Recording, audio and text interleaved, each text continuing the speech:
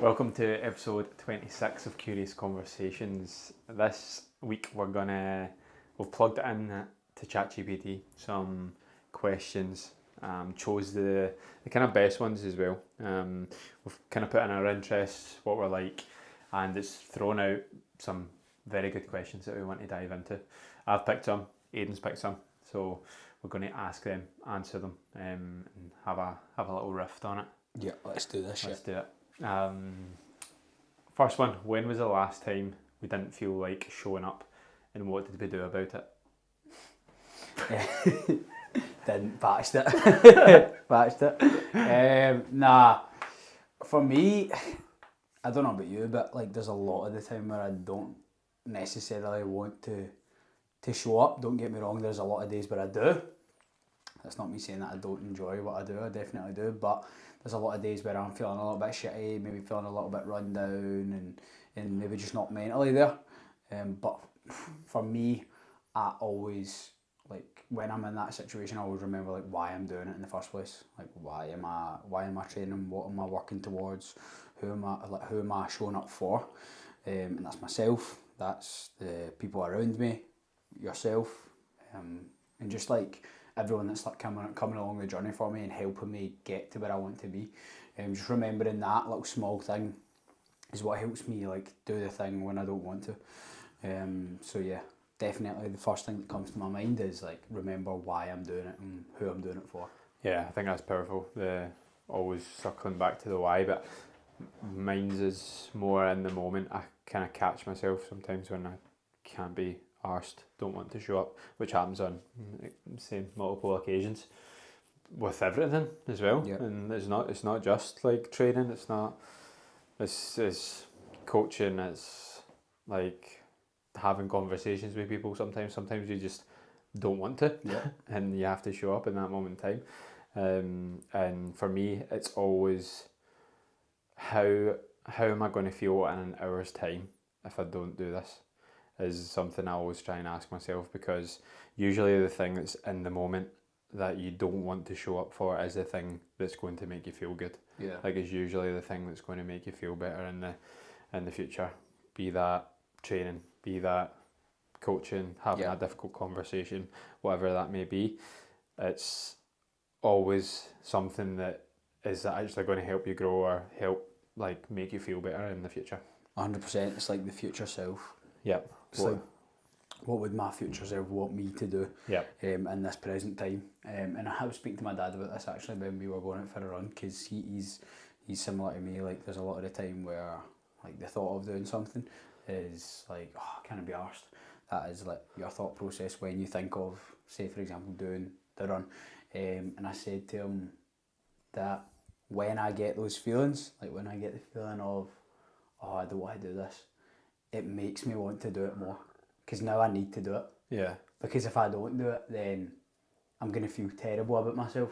Yeah. And that's just going to like integrate like a small negative habit that's going to build and build and build if I continue to do that. So remembering like if I don't want to do it, it makes me want to do it more. To kill that fucking demon inside me. It's like your mum telling you to do something. Yeah. It's like that. Or not to do something. It's like that dickhead of a co-worker. I don't have any in here, by the way. That dickhead of a co-worker telling you to do something, and you're like, I don't want to do that shit for you. But see, if you like talk to yourself nicely, and you're like, yo, you should do this for you. Yeah. It makes you want to do it. I like that. Good analogy. Yeah. What's a belief we had about personal growth that turned out to be bullshit? Good question. Good question. You want to kickstart that? I've got mine, but... Go for it then, whilst I think. I would say, for me, when I first started like personal growth and stuff like that, I thought that you always had to be firing at all times and you couldn't miss a beat. Like you couldn't skip a beat, and if you skipped a beat, you're back to square one. That's the way I always used to look at personal growth when I first started. Like this was like young, when I was young, when I started to properly try and get into it. I used to always feel like I needed to always stay on the ball, and I would be such a fragile like fragile athlete, but also like a fragile person when it comes to that. But that week there taught me that I'm not anymore, because obviously I was away Port Rush, I was working, I was out of routine like completely. I was doing things that I wouldn't normally do when I'm here. It was hard for me to kind of adapt, but I came back and got straight to it. You're always gonna have the feeling of like, oh, I don't feel too great. Those kind of like holiday blues, that everyone gets when they come back from a holiday, which I did have. But again, goes back to the whole thing about what Harry said to us on the podcast. It's like the people who are successful are able to like kind of close the gap between being off it and being on it. And that week showed me coming back that I'm not as fragile as I used to be. So that's something I used to think you needed to do, like me bang on, but something that I do think is bullshit. Nice, I like that. Mine's is probably so I feel like when I first started personal growth, I used to listen to everyone. So like everyone online who had some sort of a presence or like had some sort of a following, who were just spouting their opinion, like some of them were science backed, whatever. I used to listen to all of them like gospel and try and implement it in my life. But really, you have to be able to filter the noise and pick what works for you. Yeah. Like, especially from a personal growth standpoint, there's like, so I don't know if your TikTok and Instagram's the same, but my algorithm is very fitness heavy, like personal growth heavy. That's what I like listening to, like watching. So a lot of it like is probably the algorithm is thrown towards me, but there'll be things on there that put things in my mind that like maybe don't serve me and maybe don't serve my future. So you need to have the awareness first off to listen to it firstly, and then actually push back on it and say, nah, that's not actually right for me. Because there's so many things on podcasts, like so many different opinions, different views. Like Chris Williamson will have someone on one week, then the next week somebody says the complete opposite thing. And it's like, where is the truth in it? You need to be able to filter the truth. Exactly. That's where your kind of own opinion comes into play. Like you need to be able to have your own personality and be able to like kind of dictate what you believe to be true. Exact same with us. Like people listening to this, like you need to be able to filter our views out if it doesn't suit your life. Like we are, like we've had our experience and lessons from our own life, and it doesn't mean that it's gospel for you. It may not fit into your life. That's something I've learned a lot over the years, even with certain coaches that I've had. Ways that they do certain things just doesn't work for me, and you need to learn what works for you in the moment. 100%, totally. Sweet. Question 4: where are we still playing small and why? I'll kick this one off. We spoke about this. This on a little bit when we were doing our brick session, but for me, it's still documenting my life more, building a personal brand. I still kind of put it on the back burner a little bit, and I don't want to. I want to have that as a forefront of my mind to help educate, help inspire people. It's something that I always want to do, and I have always wanted to do as well, is share my journey more and get more me across. I think it's difficult to. I think it's easy on these things. It's easy on podcasts. It's long form. Which obviously we are documenting our own life on this. However, to do it on other fields, so Instagram, TikTok, it's a little bit more difficult. So I feel like I'm still playing small there. And why? Just not prioritising it enough. To be honest, prioritising other things above it when I shouldn't. You may not necessarily want to. Yeah. Totally agree. For me, like that's the exact same for me, is like getting my own personality across. Because I feel I sometimes get my personality across, but just not the way I would like to. And that is difficult. I feel like it is difficult for people like us, because there is a certain way that we have to come across online and stuff like that.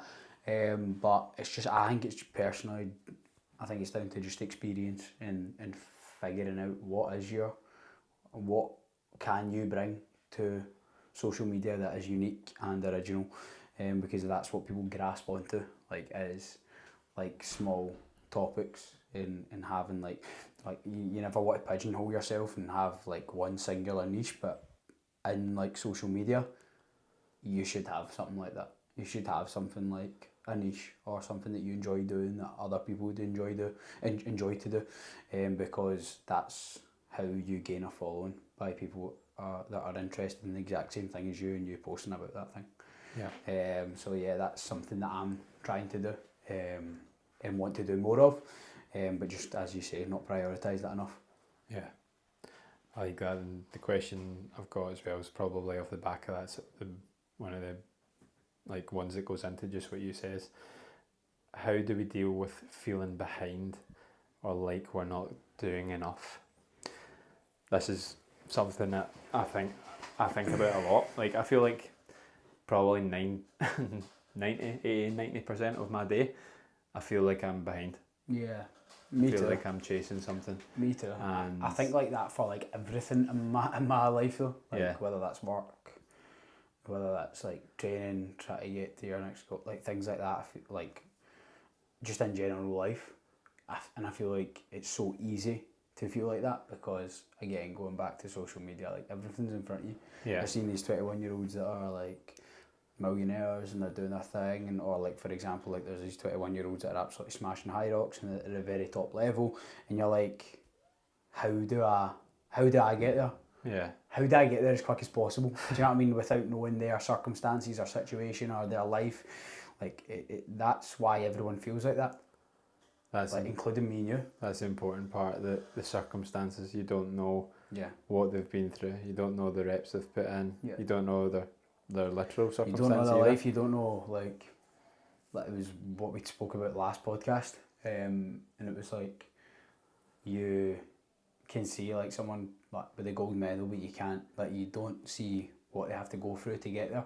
And 9 times out of 10, probably 10 times out of 10, if you've seen what they had to go through, you probably would just be like, nah, you can keep that gold medal. Do you know what I mean? Yeah. Like that's the way you think about it. But it's easier said than done. Like, me saying that is easier said than done. You're always gonna, I feel like, high achievers, and like high performers, they are always going to feel like that no matter what they achieve. Like, me and you could go out and podium and come like third or something like that in Oslo and be like, oh fuck, we could have got second. Yeah. And if we got second, we were like, oh fuck, we're so close to getting first. Like, that's the way we think, and that's the way I think.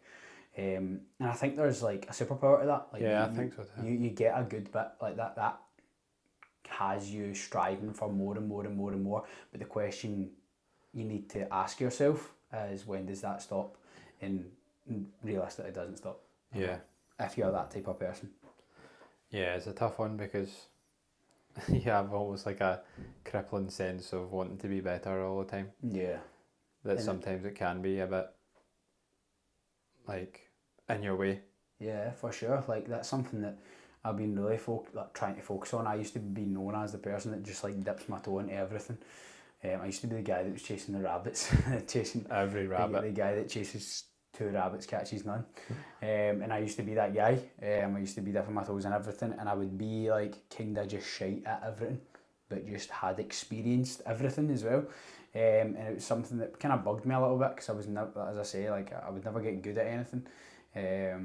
So I would just be like average at everything. So that's why, like, in this full like High Rocks build, I've been really just trying to focus on like staying like at the task, like focusing on the task at hand. And as you know, like, I've been struggling with that. Like, I do struggle with that, because I want to get better at everything, but it's just about being patient and kind of respecting the thing that you're doing at the moment. Wait for episode 5 of Road to Yeah, Oslo. that'll tell. We're going to be That'll chatting tell about for that. sure. Wait for the next road to Oslo. This guy's cooking up something Yes, special. I've cooked indeed. Okay, next thing. How do we keep the ego in check while trying to become elite? I've been thinking about this. I've been seeing quite a lot of things to do with ego, and the more and more I think about it, is like ego is the enemy. You know, like there's a book. I don't know who wrote it. Ryan but Holiday. Ryan Holiday, ego is the enemy, and it's true at the end of the day. I think that's what drives a lot of people to do certain things, and it can be really, really good, and to a certain extent. But if you always lead with ego, then you're always going to not make the right decisions. I don't think. I think that the more and more you start to just like be open and be free from that, the more you're going to be able to learn, the more you're going to be able to like get better as a person, as an athlete, and that's what you need to think about it. Like, so many people think, oh, ego's a good thing, ego's this, ego drives you, yeah, to a certain extent, but you're going to get caught up at a certain point, I think. Ego, 110%. Like, that ego's the enemy piece, it talks a lot about the ego almost being the devil on your shoulder, who is always right, who isn't open to learning new things. And when the ego is so strong, it's difficult to learn, because ego pretty much is telling you everything that you've learned, everything that you've had in the past is the answer. So you're not open to learning new things. Yeah. So it's very hard to quieten the ego. Like, Yeah. but the more aware of it you get, the more it's easier to bypass it and live with an open mind as well. Yeah. So because ego can give you like, ego can be good in a sense of like give you confidence to be like, oh, this person hasn't beaten me. But also I feel like a lot of the time you'll struggle to be a student if you've got an ego. Yeah. Because as you say, you're always going to think that you know better. Yeah, I feel like leading with ego, like, is all external. Like, you think all external instead of internal. Yeah. You don't ask yourself the questions why, like, internally. So it's you can't control the external a lot of the time. So I think when trying to become like elite, when trying to become like really good at a sport, I think for us it's about listening to people who know better than us is a big one. Like, if we just went, oh, we would just do what we've always done, like we've got decent results doing that. If we just done that, we wouldn't get better. Like, we would just stay the same, maybe get a little bit better. However, if we're learning from people who have done it, who have programmed for people who are better than us, then naturally we're going to get way better. Yeah, 100%. Final one. How has chasing our best selves challenged our definition of masculinity? Changing our best self. Say that again. How has chasing our best selves challenged our definition of masculinity? I'll answer this one first so you can think, because this was one of my questions that I picked. Now, when I was younger, I used to think masculinity was the person who was like, oh, I'm not doing that, like guys who just wouldn't be vulnerable at all, who would be this big strong person on the outside. But the more and more I learn about people who I look up to, people who are very, very strong people, mindset and physically, they're all very vulnerable in their own like conversations and themselves. They'll look inward a lot, and I think I used to think very egotistically about masculinity. That's probably what I'm trying to say, where the guys with the big egos who wouldn't be vulnerable, wouldn't tell the truth, who would lie to themselves, and like have this big bravado on, was masculinity. And the more and more I chase my best self as such, self-improvement, whatever, the more I realise that it's being vulnerable to others, being vulnerable within my own self, my thoughts, when I journal, etc. That's true masculinity, being able to protect, provide, all that comes with being vulnerable. Yeah, 100%, mate. It's a hard one for me to answer, I think, because you're feminine. Because I'm feminine as well. But nah, I think for me, masculine. I don't even know how to answer this, to be honest. I don't know. I don't really. I don't really attach like me chasing my best self. Like I don't really attach that to like being like masculine. Obviously, I feel like being masculine as a person is super important, especially when you are trying to chase these things. Like, and I think the masculinity split piece is like it's huge for you to be able to build. Do you know what I mean? Especially as like just a guy, doesn't even need to be as an athlete. So yeah, I struggle to answer that question. But I definitely understand what you're talking about. Sweet. We get this. We leave this there. Yeah, that was a good one, bro. That was a good one. Questions. Aiden's about to go I'm about to coach. change some lives. I'm about to change these lives. Let's go, man. Let's go. We've got some guests cooking up. Yeah. We need to secure some dates because we know people who are coming onto the podcast, but we're just trying to match up dates. Yeah. So that's exciting. We've got that coming in. Yeah. See you on the next one. See you guys soon. Love you all. Thank you for listening.